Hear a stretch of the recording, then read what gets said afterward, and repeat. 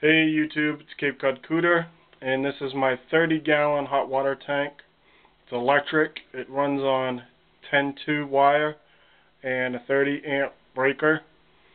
I just moved it into my laundry room. It stands 3 feet tall and 2 feet wide. It has this porcelain top, and that's the access panel for the front. It stands the same size as a washer and dryer. So now when I wash my clothes and I dry my clothes, I'll be able to have a place to fold my clothes. That's the blanket that goes inside of it. I went on Home Depot and Lowe's. That blanket goes for $20 to $25. I'm going to connect this hot water heater to the supply line, the cold supply line from my washing machine, to the cold supply line onto this hot water tank. Then the water will come out, the hot water will come out, and I'll feed it into that line for the hot water for the house. This is the pressure valve.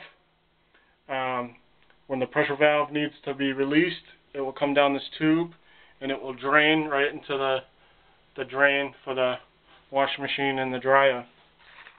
I went online. I went to Lowe's and Home Depot, and that's the bottom element and the bottom temperature gauge, and that's the upper element and the upper temperature gauge. These pieces are $10 a piece, so that's $40 to rebuild this.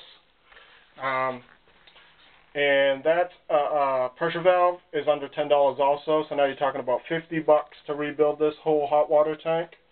That's cheaper than buying a new one. This is also heavy gauge. It's built just like a oil tank. It's real thick, and I don't think they make hot water tanks like this anymore.